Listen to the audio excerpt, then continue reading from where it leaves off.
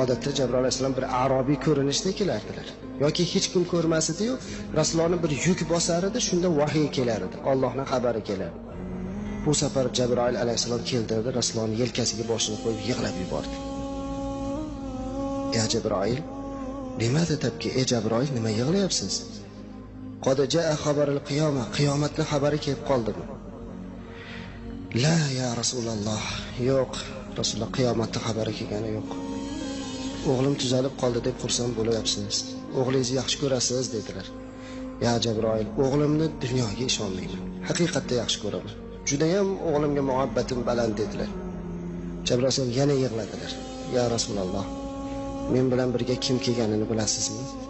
"Kim keldi ya Jabroil?" "Azroil alayhissalom keldilar. Bugun o'g'lingiz ruhi qabz qilinadi. Alloh sizga hech qachon o'g'il farzand bermaydi ekan dedi. Sizdan keyin o'g'lingizni payg'ambar maqomiga olib chiqib qo'yadi deb tashvish qilinadi.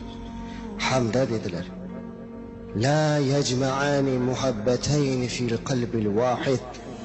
Bitta qalbda ikkita muhabbat jamlanmaydi. Yo ummatni tanlang, yo o'g'lingizni tanlang. Rasulullohning butun vujudlari qaltirab, Jabroil alayhissalom chidamayaptilar, yig'lab turibdilar. "Ya Rasululloh, duo ilalloh. Allohga duo qiling, Allohga duo qiling" deb turibdilar Jabroil alayhissalom. Rasululloh yig'lab o'g'lini tomosha qildilar. Hamma o'rtoqlari bilan quchoqlashib keldilar. Rasulullohga aytdilarki, "Ya abi, ya otajon, endi siz boshlang. Chunki siz otaning ehtiromi haqida ko'p hadis aytgansiz. Sizni oldingizda ketsam beodobchilik bo'lmasin, orqangizdan boraman." Bu gap yana Rasulullohga olov quydi. "Ya Rabbi, farosatlik, aqllik, taqvodor o'g'lim bor edi." Orqalaridan ketdi. Yo'lda sahobalar bilan ham xayrlashdi. Abu Bakr Siddiqlarni quchoqladi bola. Ular nima bo'layotganini tushunmaydi. Nimaga Rasululloh sollallohu alayhi vasallam yig'layapti? Nimaga bu go'dagi hammasi bilan quchoqlashib xayrlashyapti? Hech kim tushunmaydi. Uyga kirishlari bilan burchakda o'tirgan Azroil alayhissalomga o'g'illari Ibrohimning ko'zi tushdi. "Mehmon deganingiz shumi?" dedilar. "Ha, shu o'g'lim.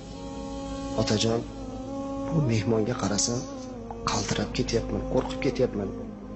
"Ey bolam, bu mehmon shunaqa odamlarni qo'rqitadigan, otadan bolani ajratadigan, qabristonni obod qilib, shahristonni barbod qiladigan mehmon" dedi. Shu zahoti o'g'illarning boshiga og'riq kirdi. Mahkam boshini ushlab, "Yuallimuni ra'si, boshim qattiq og'rib ketyapti" deb qoldilar. Rasululloh o'tirdilarda